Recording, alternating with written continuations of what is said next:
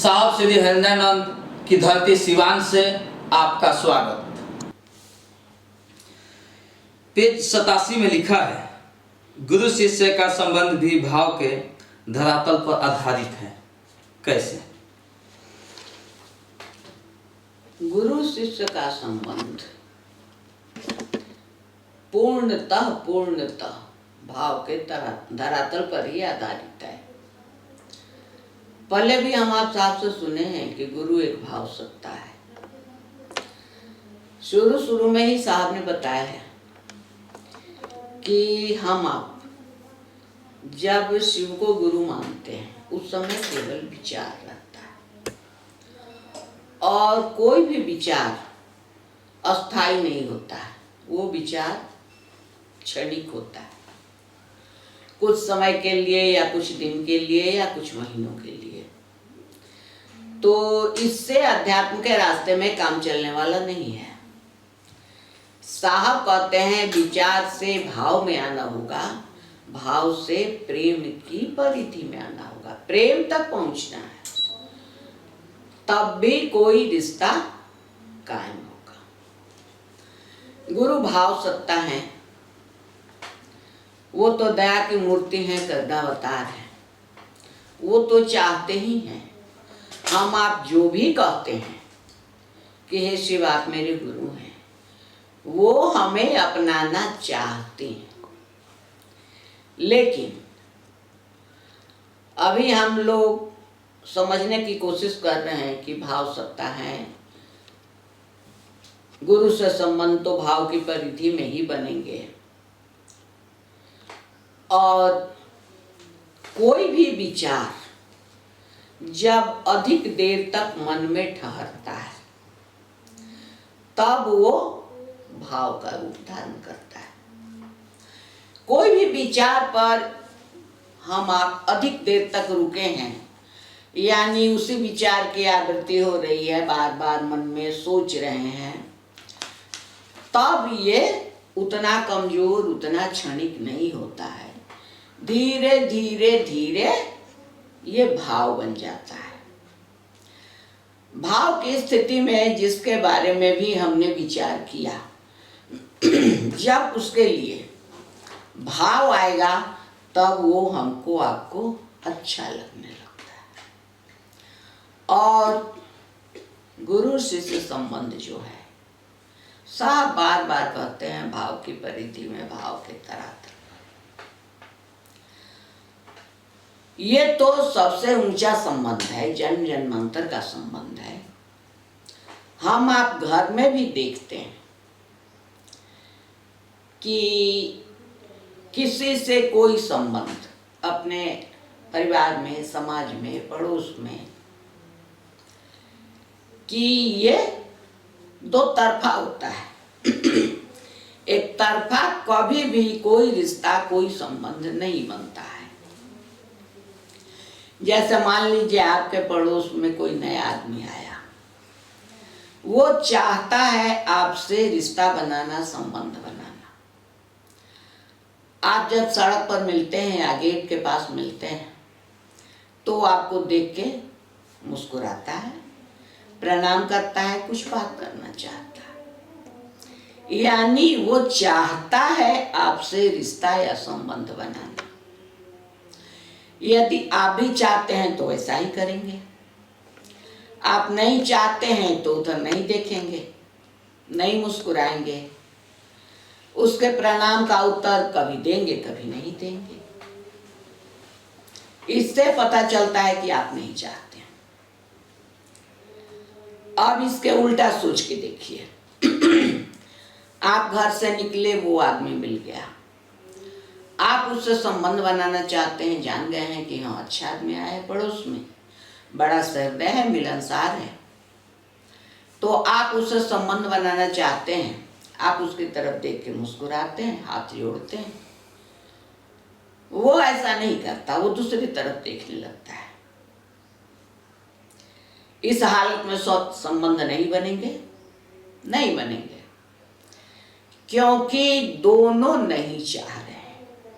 एक चाह रहा है, एक के मन में विचार आया है कि संबंध बना ले, अब एक का जो विचार है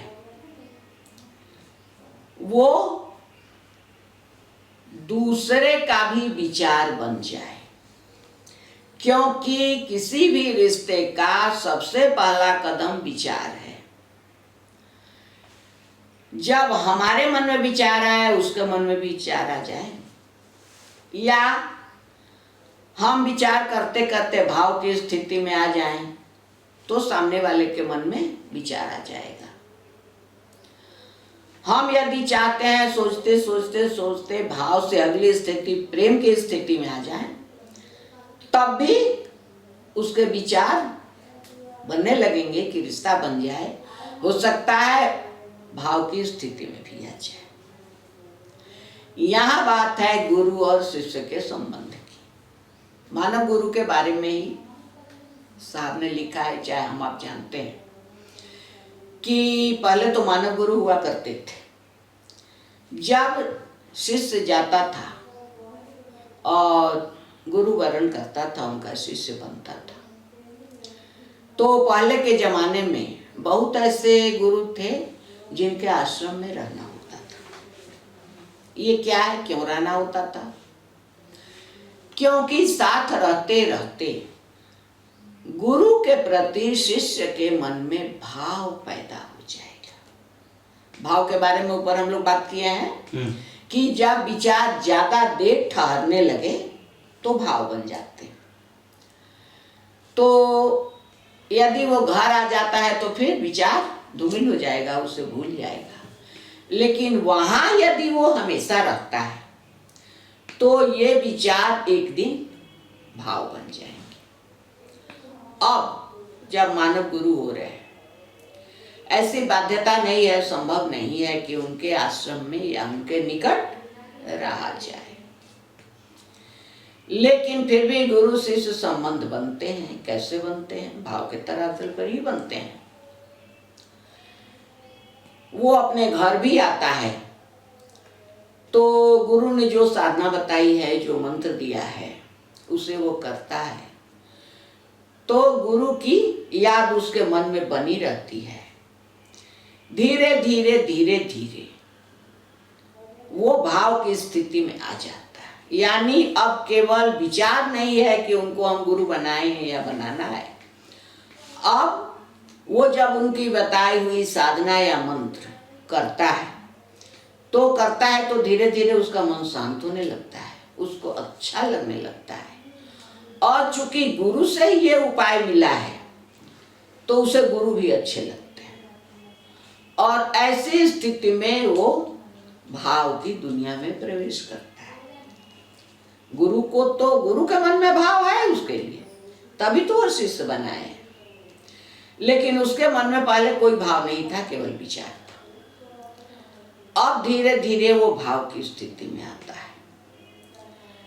तो पहले जमाने में गुरु के साथ शिष्य रहते थे, बड़ी आसानी से ये भाव पैदा हो जाते थे।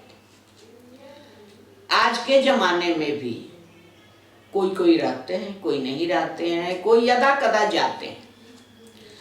हमारे आपके गुरु शिव वो तो शरीर में ही नहीं है। साहब के मन में भी आया था पहले पहले कि मैंने किताबों के श्लोक के अनुसार शिव को गुरु तो मान लिया, लेकिन ये शरीर में तो है नहीं। और गुरु तो शरीरधारी होते हैं, कुछ बताते हैं, पूजा पाठ तंत्र मंत्र। ये जब शरीर में ही नहीं है तो हमें क्या बताएंगे, हम क्या सीखेंगे? ऐसा साहब के मन में भी आया था। धीरे धीरे साहब को गुरु ने समझा दिया कि हाँ, शरीर की कोई जरूरत नहीं है, केवल भाव की जरूरत है। साहब वही हम लोगों को समझाना चाहते हैं कि गुरु तो पूर्णता भाव सकता है, शरीर से मतलब नहीं है। घर में भी मानव गुरुओं का बंद आंखों से ही ध्यान किया जाता है, अपने को उनके निकट महसूस किया जाता है। तो इसमें शरीर की कोई जरूरत नहीं है, केवल केवल भाव की जरूरत है। विचार तो टूटेगा, बहुत जल्दी टूटता है, लेकिन यदि ये विचार गाढ़ा हो गया, मन में ठहर गया, तब हम भाव की दुनिया में आ जाते हैं और भाव जल्दी नहीं टूटते।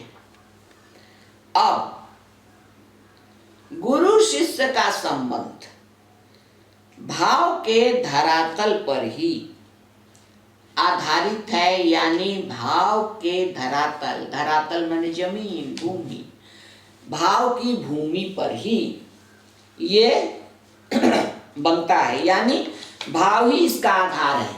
आधार मतलब जो थामे है, जिस पर ये टिका है। तो हम आप जब शिव को गुरु मानते हैं, हम आप सभी जानते हैं बिना ईश्वर की इच्छा के तो इस सृष्टि में कुछ नहीं होता है। अब शिव ने चाहा है कि हम आप उनके शिष्य बने, वो हमारे आपके गुरु बने, तभी तो ये संदेश आया है साहब के द्वारा हम लोगों को मिला है, क्योंकि हमारे आपके गुरु शिव चाहते हैं, वो चाहते हैं कि हमारा आपका गुरु शिष्य का रिश्ता बन जाए, संबंध बन जाए। हम नहीं चाहते। किसी के कहने से, सुनने से, या किसी ने कहा कि शिव को गुरु मानने से कठिनाइयां हल होती हैं, तो विचारा है कि चलो हम भी मान लेते हैं, मान लेते हैं। लेकिन केवल मान लेने से तो रिश्ते बनेंगे नहीं। अब हम आप कलयुगी प्राणी हैं, इतनी जल्दी भाव में नहीं आने वाले। हमारे पास भाव है कहाँ? हम आप तो घर में माता पिता हैं, जो भी स्नेही जन है हमारे लिए, आपके लिए क्या कुछ नहीं करते हैं, उनके लिए भी भाव क्षणिक आते हैं, फिर चले जाते हैं।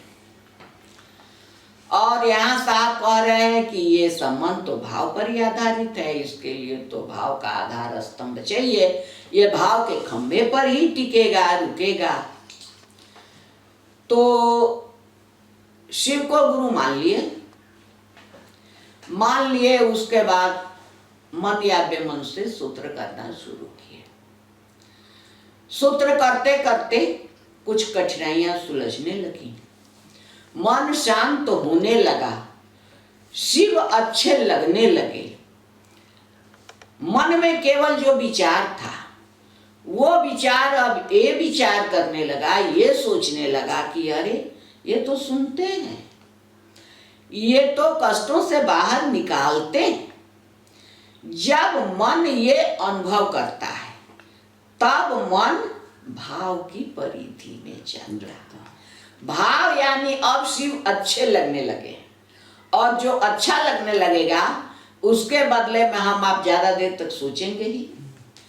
उसकी जब याद आएगी तो उस पर मन टिकेगा ही टिकेगा, क्योंकि वो अच्छा लग रहा है। इसलिए अच्छा लग रहा है कि उसे कठिनाइयां दूर हो रही हैं, राहत मिल रही है।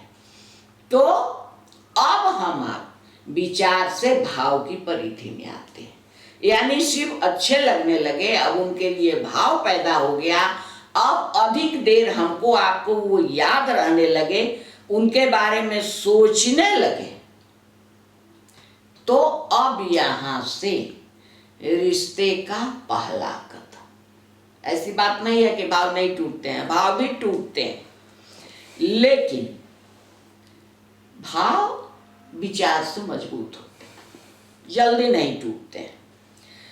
तो हम आप कुछ दिन सूत्र करने के बाद जब मन अनुभव करता है कि ये तो हमारी सुनते हैं, सहायता करते हैं, तो अच्छे लगने लगते हैं। और जो कोई भी अच्छा लगने लगता है तो उसके बारे में, उसके लिए मन में भावनाएं उठती हैं। भावनाएं उठती हैं कि ये तो बड़ा अच्छा है, इससे रिश्ता बनाया जाए, हेल्पफुल है, ये मददगार है, हमारे बारे में सोचता है। तब हमारे आप में भाव का प्रवेश होता है, और तब हम आप पहला कदम उठाते हैं कि हमें रिश्ता बनाना चाहिए। अब देखिए, मानव गुरु की तो बात हम लोग यहाँ नहीं कर रहे हैं, हम लोग अपने गुरु शिव के बारे में कर रहे हैं, जो कि अशरीरी है। पहले भी पुराण काल में भी अगस्त दधीची इन लोगों ने शिव को गुरु माना, मान के गुरु शिष्य का संबंध स्थापित किया और वो संबंध इतना गहरा था कि अटूट था, जैसे जन्मों का हो जन्मों तक रहेगा। हम आप भी इस कलयुग में शिव को गुरु माने हैं। साहिब के कथनानुसार, साहब की दया से और महादेव के आदेशानुसार। तो अभी कलयुग में ही मत्स्येंद्र नाथ के बारे में लिखा हुआ है, या साहब भी कहते हैं कि शिव शरीर में नहीं है, लेकिन उन्होंने भी तो शिव को गुरु माना था। और मत्स्येंद्र नाथ ने शिव को गुरु मानकर बहुत सारी उपलब्धियां, बहुत सारी सिद्धियां, बहुत कुछ अर्जित किया था मत्स्येंद्र नाथ ने। तो अभी तो शिव शरीर में नहीं है, लेकिन मत्स्येंद्र नाथ को यह सब प्राप्ति कैसे हुई? भाव से। यही भाव कुछ दिन जब हमारे आप में ठहर जाता है और गाढ़ा हो जाता है और गाढ़ा हो जाता है, तब उसे प्रेम कहते हैं। यही किसी भी संबंध का सबसे अंतिम स्थिति कहिए, सबसे अच्छी स्थिति, सुपर स्थिति। यानी अब हम उसके प्रेम में पड़ गए हैं तो ये कभी टूटने वाला नहीं है। और यदि टूट जाता है तो समझिए वो प्रेम था ही नहीं, वो अभी केवल भाव या विचार ही था, जिसे हम गलतफहमी में प्रेम समझ बैठे थे। और गुरु शिष्य का संबंध तो प्रेम की अंतिम स्थिति, अंतिम परिस्थिति है, लेकिन शुरुआत तो होगी भाव से। इसीलिए साहब ने कहा कि भाव के धरातल पर ही ये संबंध बने।